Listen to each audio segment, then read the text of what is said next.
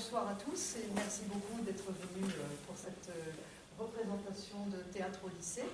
Et donc je vais tout de suite laisser la place à la troupe à mise en scène avec Afshan, Carole et Nicole qui apparaîtra.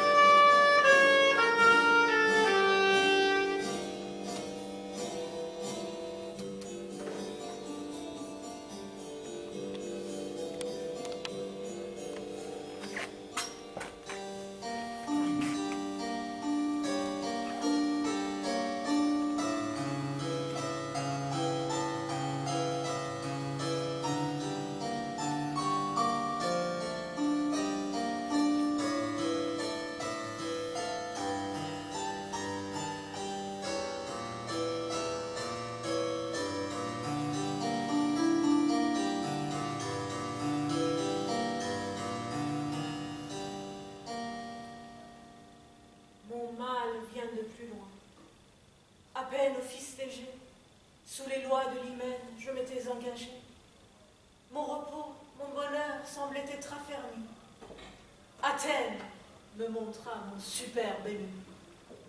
Je le vis, je rougis, je pâlis à sa vue. Un trouble s'éleva dans mon âme éperdue. Mes yeux ne voyaient plus. Je ne pouvais parler. Je sentis tout mon corps étransir et brûlé. Je reconnus Vénus et ses feux redoutables. Oh.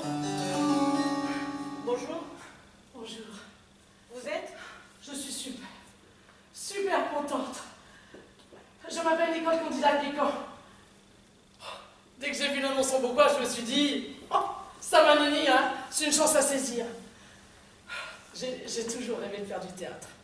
Mais j'en ai pas vraiment eu l'occasion, puis après, j'ai pas eu beaucoup de temps d'aller au théâtre. Mais je m'y suis quand même intéressée. Je me souviens, avec maman, on regardait au théâtre ce soir. C'était bien. Je revois tout. Jacqueline Maillan, Roger Hart, les costumes de Donald Cardwell. Oh, je revois tout. C'était bien. Où avez-vous été recruté, dites-vous? Au Bon Coin. Je le vois. Vous n'êtes donc pas comédienne? Non, mais j'aimerais le devenir. Et puis, j'ai déjà joué un rôle. Ah, vous avez déjà joué? Oui. Au collège, dans mon club théâtre. Je vois. Et qu'avez-vous joué? Oh. Comment voulez-vous que je me souvienne? C'est tellement loin. Si. Attendez. C'était l'histoire d'une fille.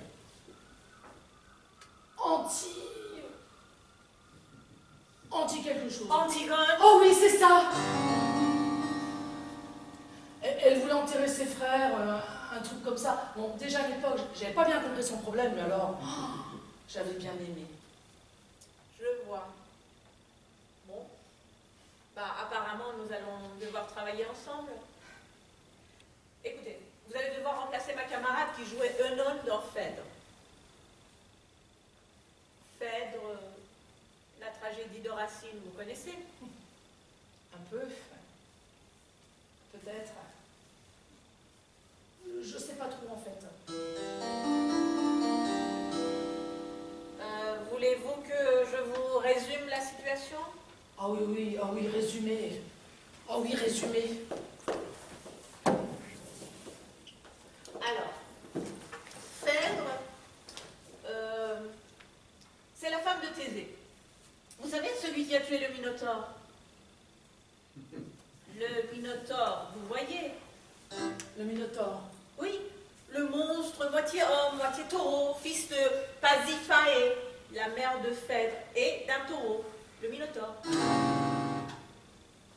Mais enfin, il était enfermé dans le labyrinthe construit par l'architecte Dédale. Mais Pasiphae, la mère de Phèdre, est une femme? Oui, bien sûr. Ah bah faut préciser, hein. On est en droit de se demander comment elle a pu avoir un enfant pareil. Vous voulez vraiment le savoir? Cela vous aiderait?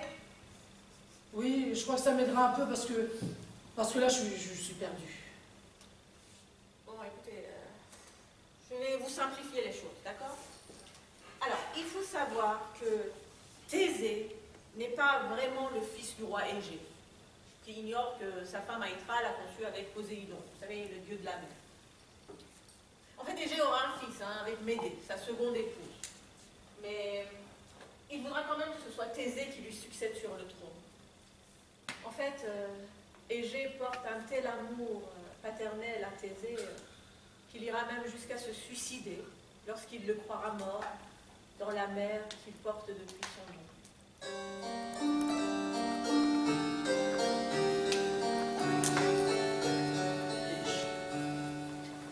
Égée, Thésée, la mère Égée. Oh, je suis complètement perdue, vous allez beaucoup trop vite. Vous connaissez au moins l'histoire des voiles noires et blanches? Il faut absolument que je vous parle des voiles. Hein. Qu'est-ce que c'est? Ah non, non. Je ne suis pas d'accord pour porter le voile, vous ne me ferez pas porter ça, même pour jouer à la comédie. Hein. Faut pas montrer de mauvais exemples. Hein. C'est comme ça qu'on banalise tout et n'importe quoi. Je suis allée à une réunion récemment sur le droit des femmes. Pour moi maintenant c'est clair, hein. Le voile c'est indigne, inadmissible. Je ne comprends pas qu'une personne comme vous Mais d'ailleurs... de quoi parlez-vous? Mais je parle du voile islamique. Mais enfin, il ne s'agit pas de cela. Je vous parle des voiles de bateau. Vous connaissez l'histoire ou pas? Bah, faites comme si je la connaissais pas, puis vous racontez si bien.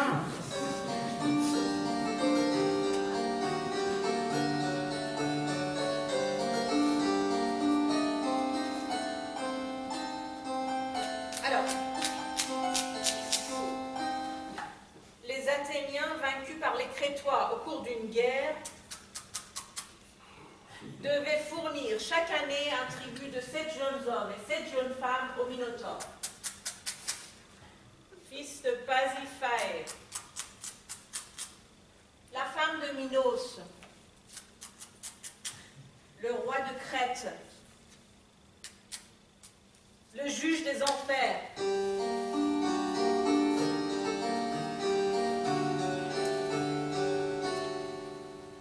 Et que faisait le Minotaure avec les jeunes gens? Bah, il les tuait pour le plaisir ou pour les dévorer.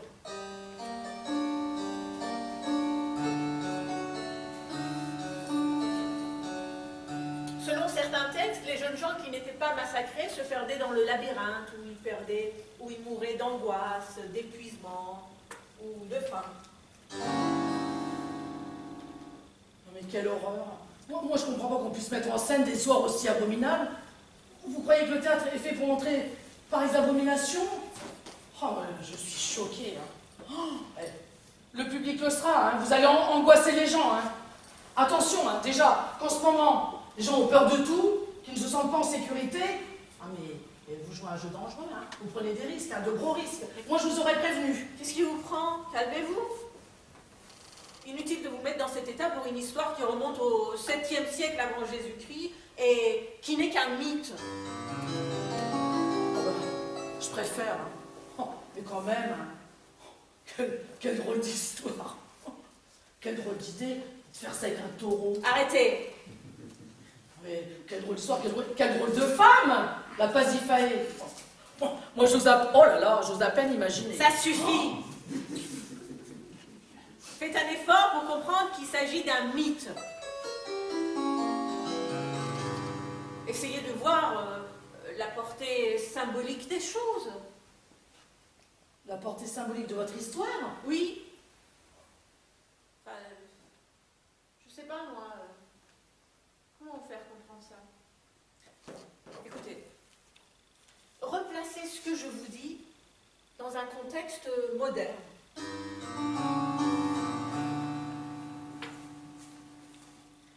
Trouvez dans votre expérience personnelle quelque chose qui fasse écho. Traduisez avec vos propres mots mes propos. Peut-être il est plus clair. Replacez votre histoire dans un contexte moderne, là. L'histoire de Pasiphae et de son taureau. Ah bah, je suis pas sûre d'y arriver, hein. Bah, je vais faire des efforts. Bon, je continue. Oui. Alors, il faut savoir que le Minotaure, en fait, c'est le fruit d'une vengeance. Celle de Poséidon, qui a voulu punir Minos de ne pas lui avoir sacrifié le plus beau de ses taureaux, alors qu'il le lui avait promis. Hein. En fait, Poséidon va demander l'aide de Vénus pour rendre Pasiphae, la femme de Minos, amoureuse d'un taureau. Vous comprenez? Poséidon a voulu ainsi punir Minos de ne pas avoir tenu sa promesse. Ah. Vous voyez là? Oui, là je comprends. Je peux même replacer ça dans un contexte moderne, parce que c'est mal hein, de ne pas tenir une promesse à un ami. Un jour, une copine m'a fait le coup. Elle m'avait promis qu'elle m'accompagnerait le jour de mon entretien d'embauche, et tiens, paf, le jour J, personne au rendez-vous. Oh, si vous aviez vu dans quel état j'étais, moi j'ai pris le téléphone, puis je lui ai fait alors comme ça. Tu dis oui. Je vois que vous me comprenez. Revenons à notre histoire. La vôtre, on la verra plus tard. Beaucoup plus tard. Alors en fait, il faut préciser que c'est Poséidon qui avait aidé Minos à monter sur le trône. Alors il lui devait bien un sacrifice. Oui. Moi je comprends Poséidon. Hein. Enfin, je le trouve quand même un peu rancunier, hein, tantinet sous Paulet. Bah, c'est vrai quoi, les bras blancs bleus, avec ses exigences de sacrifice, ses punitions ressemblent à des sacrés coups de tordure. Pitié. Écoutez, tout compte fait, n'utilisez pas vos propres mots. Hein. C'est insupportable. Décidément, vous ne comprenez pas le sens de la tragédie. Parce qu'il y a un sens. Moi, j'aurais plutôt un sacré sac de nœuds. C'est cela même. En matière de tragédie, on parle de nœuds. Ah bah si c'est des nœuds. Attends, je poursuis. Ouais. Alors, en fait, il faut savoir que c'est pas Poséidon n'a pas été le seul à vouloir se venger. Hein. Vous vous rappelez, il a été aidé de Vénus, qui détestait Hélios. Alors, Hélios, c'est le soleil, le père de Pasiphae. Enfin, il faut la comprendre. Hein. C'est quand même Hélios qui a révélé que Vénus trompait Héphaïstos avec Mars, le dieu de la guerre. Et rappelez-vous, c'est Vénus qui a rendu Pasiphae amoureuse du taureau qui aurait dû être sacrifié. Vous me suivez là? Oh, Moi, si j'avais su c'était ça, je suis pas sûre de vouloir faire du théâtre. Du théâtre comme ça. Ne recommencez pas. Écoutez, quand j'en aurai fini avec le Minotaure, vous comprendrez mieux ce qu'est une tragédie qu'un destin tragique. Alors, en fait, pour délivrer les Athéniens, Thésée va tuer le Minotaure. Ariane, la sœur de Phèdre, la fille de Minos et de Pasiphae, l'aidera contre la volonté de son père, bien sûr, et lui donnera le fameux fil, vous savez, le fil d'Ariane, pour que Thésée puisse ressortir du labyrinthe une fois le monstre tué. Oh là là. Oh, c'est trop compliqué pour moi. Moi, ce qui me plaît, c'est les histoires d'amour. Surtout les histoires de reines, surtout celles qui font pleurer. Un peu comme celle de Lady Di.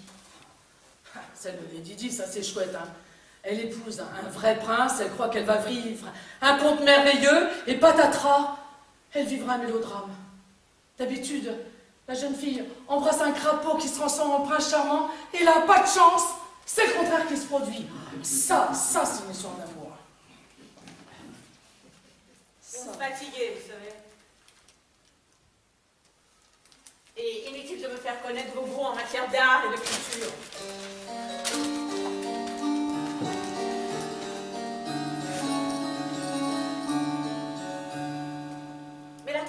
pleine d'histoires d'amour. Prenons le cas du héros, Thésée. Jeune, il a aimé une femme. Bon, on n'est pas sûr. Il l'a peut-être violée. Enfin, je veux dire légèrement violée. Oh, un héros violeur. Vous parlez d'une histoire d'amour. Non, écoutez, j'aurais pas dû vous dire ça. Disons que Thésée aima Ariane. Je reconnais aussi qu'il l'abandonna sur une île déserte où elle mourut. Phèdre déplore d'ailleurs ce lâche et cruel abandon en disant « Ariane, ma sœur, de quel amour blessé, vous mourûtes au bord où vous fûtes laissés. »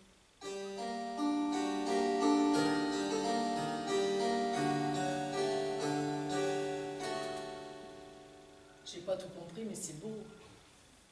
Racine est aussi un immense poète. Mais Thésée, mais quel sale bonhomme! C'est un héros, et comme tous les héros de tragédie, il accomplit des exploits. Ouais. Il est bon que pour l'action, en quelque sorte. Ouais. Il a d'ailleurs accompli de nombreux exploits. Mais il a aimé la mère de son fils Hippolyte, Antiope. Oh, Antilope, encore une bête! Oh! Antiope! Et elle a été heureuse, Antiope, avec lui. Ils sont restés longtemps ensemble. Peut-être. C'était une Amazone. Elle est morte alors qu'elle combattait à ses côtés. Ah ben dites donc, hein, je suis contente d'avoir été que plaquée par mon ex. Mais elle est où, l'histoire d'amour dans votre tragédie? Phèdre aime Thésée, qui a abandonné sa sœur. Eh ben, moi jamais je pourrais aimer un homme qui aura fait du mal à ma sœur. Moi, ma sœur, c'est sacré. En tuant le Minotaure, il a tué le demi-frère d'Ariane et Phèdre. Si Phèdre meurt, il aura décimé toute la famille. Vous parlez d'un héros? Mais ce qui m'étonne le plus, c'est Phèdre. Phèdre qui aime un assassin. C'est vrai qu'avec le soleil comme grand-père et le juge des enfers comme père, hein, la pauvre Phèdre, elle a une hérédité hein, qui fait le grand écart. Pour les réunions familiales, ça doit drôlement tirailler au niveau des antipodes. Enfin, avec tout ce qu'elle a vécu, si elle tient un coup, c'est qu'elle est résistante. Ah non, justement, Phèdre ne tient pas le coup, pour reprendre vos mots. En fait, c'est quelqu'un de très déséquilibré. Et vous avez l'air d'avoir bien saisi les raisons de ce déséquilibre. Ah! Et rassurez-vous, hein, Phèdre n'aime pas l'époux qui lui a été assigné. Elle aime son beau-fils, Hippolyte. Malgré elle, je le reconnais, mais elle l'aime d'une passion dévorante. Et sa passion dévorante est normale? Normal? Bah oui, quoi, sans monstre, sans taureau, sans bête à cornes dans le lit. Une passion dévorante comme toutes les passions dévorantes, une passion dévorante normale. Malheureusement, je ne peux pas vous rassurer sur ce point. Parce que si Phèdre aime Hippolyte, c'est encore lié à une vengeance divine. En fait, Vénus a voulu punir Hippolyte qui n'honorait pas ses autels. Ah, non, pour le coup je comprends et je peux replacer ça dans mon expérience personnelle, comme vous dites, enfin, traduire avec mes mots vos propos, parce que j'ai fait plusieurs CDD dans des hôtels, dans le domaine de l'hôtellerie. Hein. Les patrons sont drôlement durs avec le petit personnel. Hein. Figurez-vous un jour, alors que j'étais dans un palace, hein, oui, dans un Mais palace. de quoi parlez-vous? Mais enfin, il ne s'agit pas de ce genre d'hôtel. Je vous parle d'hôtel, c'est pas moi. A-U-T-E-L. Vous savez, la table destinée aux offrandes, aux sacrifices pour les divinités. Bref, si Phèdre est son époux, elle refuse également sa passion pour Hippolyte. Parce qu'elle sait que cet l'amour est criminel, incestueux. Et elle n'est pas sans ignorer également qu'elle est la victime de Vénus. Quand elle dit à Œnone, c'est Vénus tout entière, à sa proie attachée, en fait, elle révèle au spectateur qu'elle est la victime d'un destin tragique. Moi, si j'avais su que c'était ça le théâtre, moi je serais pas venue. Hein. Mais qu'est-ce qui vous dérange à la fin? Mais ils sont tous dégoûtants dans votre histoire. Il y aura des enfants dans le public? C'est une tragédie qui s'étudie au lycée. Et naturellement, comme toutes les tragédies, elle doit inspirer terreur et pitié. C'est le principe même du genre. Terreur et pitié. Le spectateur doit éprouver de la terreur devant la situation effroyable dans laquelle se trouve le personnage et de la pitié devant sa souffrance. Et surtout que tous les personnages de tragédie de toute façon sont destinés à souffrir, à mourir. Les dieux font peser sur eux un destin pitoyable contre lequel ils ne peuvent rien. Oh, de mieux en mieux, non mais quelle horreur. Faut pas s'étonner hein, s'il y a de la violence chez les jeunes. On voit d'où elle vient, si c'est ça la culture. Je continue. Oh, et au point on en est. Alors, Œnone, l'ancienne nourrice de Phèdre, essaie de l'empêcher de sombrer dans la folie.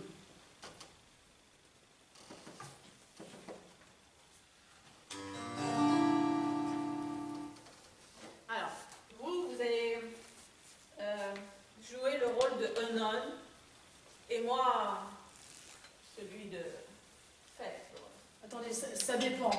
Œnone, c'est une personne normale, sans cornes, enfin, sans cornes visibles, rien de spécial. Non, pas de cornes visibles. Enfin, je veux dire pas de cornes du tout. C'est une ancienne nourrice normale. Elle essaye de maintenir Phèdre en vie. Ça doit pas être facile, je suppose. Non. Phèdre veut mourir. Et Œnone l'aime comme son enfant. Tout à fait. Bon, puisque vous avez bien saisi les personnages, je vous propose de commencer la répétition.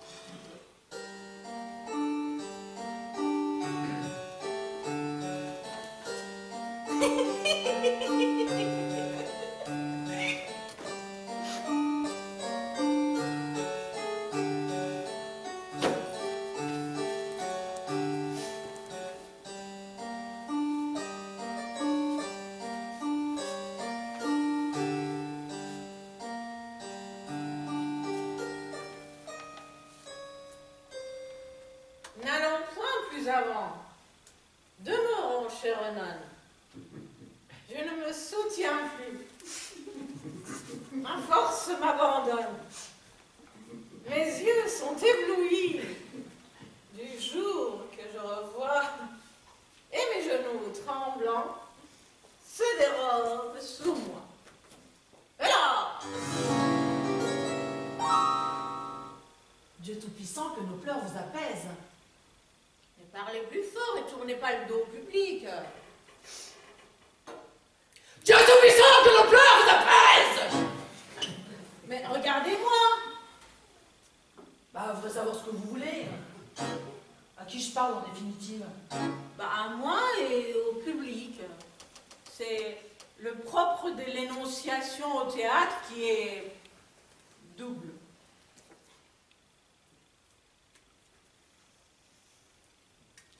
Dieu Tout-Puissant, que nos pleurs vous apaisent. Non, non, non, non, non. Non. Là, regardez, voyez là. Voyez. Vous devez imaginer qu'il y a un quatrième mur. En fait, le public serait un genre de voyeur qui regarderait les gens chez eux alors qu'ils ne savent pas qu'ils sont observés. C'est vicieux. Vous acceptez le rôle ou pas? C'est dégoûtant.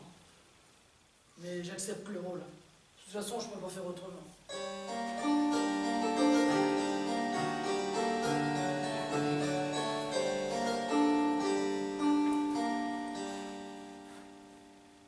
Dieu Tout-Puissant, que nos pleurs vous apaisent. Qu'est-ce qui vous arrive encore? En fait, je suis très inquiète parce que j'ai l'impression que Phèdre va faire une bêtise. Mais vous jouez dans une scène, ne la vivez pas. Phèdre a peut-être vécu il y a des siècles, des siècles et des siècles. Mais aujourd'hui, ce n'est qu'un personnage de théâtre, pas une vraie personne. Vous faites semblant d'être nonne, vous ne l'êtes pas. Rien n'est vrai au théâtre.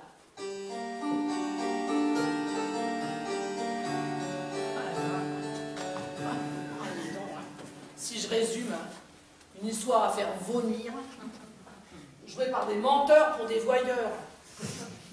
Quand on voit comment les gens font les fiers quand ils parlent de théâtre. Le théâtre est un art avec ses conventions que décidément vous ne semblez pas connaître. Il va falloir vous y mettre, parce que sinon vous ne pourrez pas jouer avec moi. Je me contiens depuis votre arrivée, mais là, je ne sais pas si je vais pouvoir continuer. Il va falloir vous y mettre. Je suis une comédienne professionnelle, moi, qui ai accepté de jouer avec une amatrice. Et ma patience est à bout. Et quoi? Nous sommes dans une tragédie, mon sang, pas dans un sketch de colonie de vacances. Je joue Phèdre, moi. Oh ouais, elle se calme, hein, la comédienne professionnelle, hein. Ça va, hein. J'ai compris ce que je devais faire. Allons-y. Qu'est-ce qu'elle va me dire, hein, ma petite Phèdre? Elle en peut plus, elle aime plus son Thésée qui lui fait sans doute porter des cornes. Elle a jeté son dévolu sur son beau-fils. Et cougar avec ça. Eh ben, j'aimerais pas être à votre place, hein. Et puis si je l'étais, moi je serais moins la maligne, parce que c'est pas joli comme situation. Tiens, ça fait même un peu pitié. Ah tiens, pitié. Terreur et pitié, moi ça y est, j'ai tout compris, hein. Gardez votre pitié.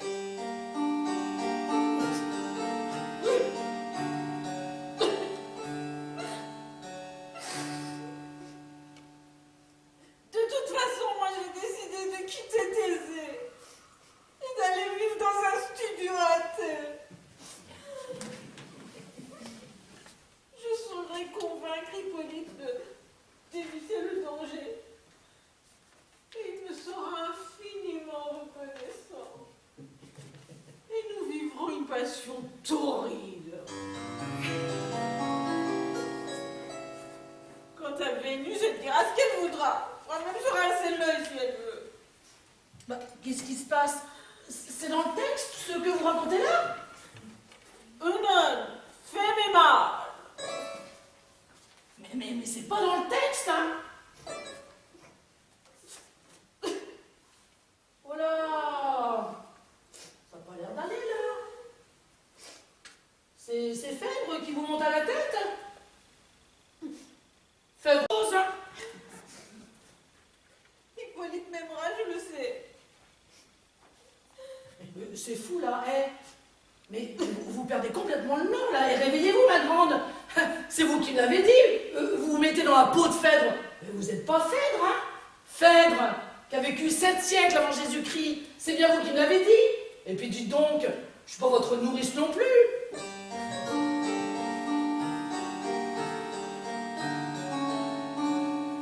Absolument que je vois Hippolyte pour le prévenir du danger qui le menace. Thésée connaît mes sentiments. Il veut se venger. Eh, on se calme, là. Il n'y a pas de Minotaure dans le placard. Et puis ça fait longtemps que Vénus, elle se met plus en colère contre personne. Moi, c'est sûr, ces derniers temps, elle m'a un peu oublié, hein. Pas beaucoup tourmenté, en tous les cas. Thésée va demander l'aide de Poséidon pour tuer son propre fils. Faut pas que Hippolyte longe le bord de mer, tu sais. Oh, non. Cours prévenir Hippolyte et dis-lui que Phèdre l'aime et veut le protéger. Mais qu'est-ce que je fais, moi? Je lis mon texte, je vais chercher Hippolyte. Bah, Hippolyte, c'est pas le jeune gars que j'ai vu dans les coulisses? En tunique courte et sandalette? Ah bah si c'est lui, ah bah moi je veux bien comprendre les choses, hein. C'est vrai que j'irais bien à Athènes avec Hippolyte, hein. Il n'aura pas besoin de me le demander lourdement pour que je suive les traces de ses sandalettes, hein.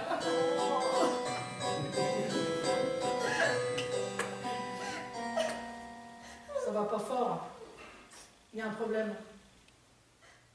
C'est à cause du bel Hippolyte. Oh, on est toutes les mêmes. Non. Enquête Hippolyte. Il risque de se faire piétiner par ses propres chevaux que le monstre marin envoyé par Poséidon aura effrayé. Oui, je vais aller chercher Hippolyte. Oui. Bah, je vais le prévenir. Hein. Oui, je vais le prévenir qu'il va au-devant des pires ennuis. Bah, si vous voulez, je peux lui proposer de se cacher chez moi. J'habite pas au bord de la mer, vu le prix des loyers.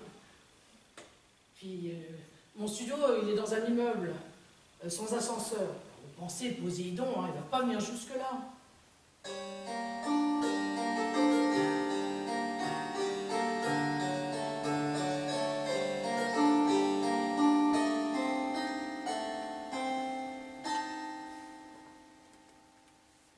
Quel fruit espères-tu de tant de violence? Tu frémiras d'horreur si je romps le silence. Et que me direz-vous, qui le sait le grand Dieu, à l'horreur de vous voir expirer à mes yeux? Quand tu sauras mon crime et le sort qui m'accable, je n'en mourrai pas moins. J'en mourrai plus coupable. Madame, on n'en est pleurs que pour vous j'ai versé, par ces faibles genoux que je tiens embrassés. Délivrez mon esprit de ce funeste doute. Tu le veux? Lève-toi. Parlez, je vous écoute. Ciel, que lui vais-je dire et par où commencer? Par de vaines frayeurs, cessez de m'offenser. Oh, haine de Vénus! Oh, fatale colère! Dans quels égarements l'amour jeta ma mère. Oublions-les, madame, et qu'à tout l'avenir, un silence éternel cache ce souvenir. Ariane, ma sœur, de quel amour blessé? Vous mourûtes au bord, où vous fûtes laissée. Que faites-vous, madame? Et quel mortel ennui contre tout votre sang vous anime aujourd'hui?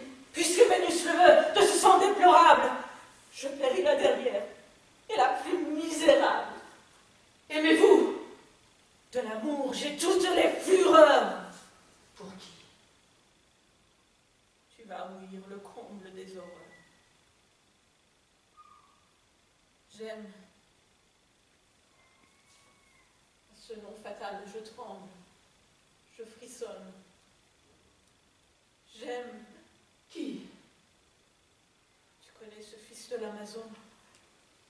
Ce prince si longtemps par moi-même opprimé? Hippolyte, grand Dieu. C'est toi qui l'as nommé. Au ciel, juste au ciel. Tout mon sang dans mes veines se glace. Au crime, au désespoir, aux déplorables races. Voyage infortuné, rivage malheureux. Fallait-il approcher de tes bords dangereux? Mon mal vient de plus loin. À peine au fils léger, sous les lois des lumens, je m'étais engagé. Mon repos, mon bonheur semblaient être affermis. Athènes me montra mon superbe ennemi.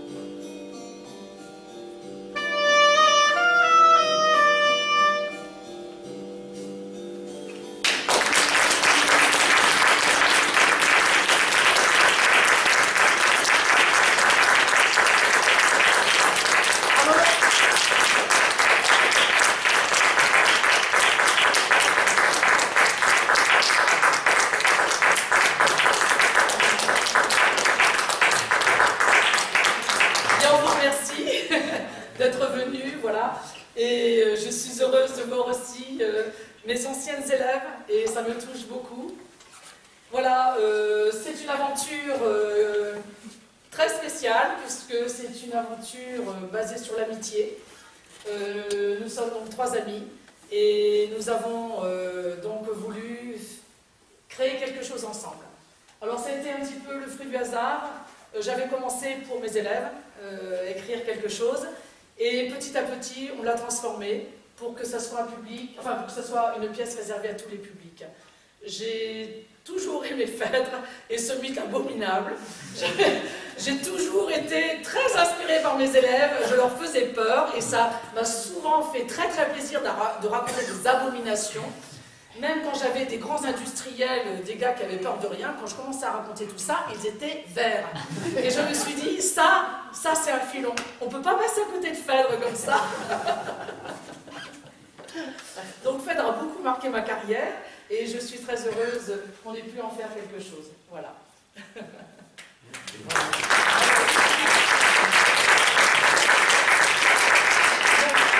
La mise en scène, bien sûr, est totalement de Hacham.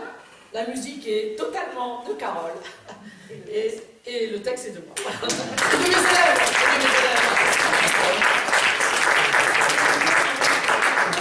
Les élèves ont énormément inspiré. Tu l'as fait jouer? Tu l'as joué avec les élèves? Alors non, parce que en fait, au départ, oui, c'était vraiment pour mes élèves. Et en fait, comme le projet n'a pas abouti avec mes élèves, c'est pour ça que je l'ai repris. Sinon, les projets que j'ai eus avec mes élèves, je ne les ai jamais repris.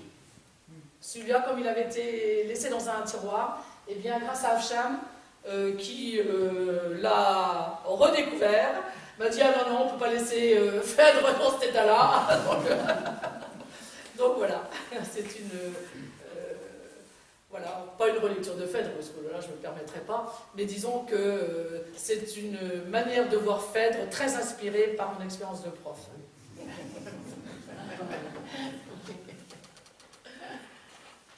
Voilà. Alors j'espère qu'on va prendre un petit rafraîchissement maintenant, parce qu'on l'a mérité. On a travaillé toute la journée, donc on a eu un peu peur de ne pas être à la hauteur, parce que bon, eh ben, on s'est quand même débrouillé, donc maintenant je crois qu'on a tous mérité un petit rafraîchissement. Pour Hacham, ça va aller comme ça, je pense.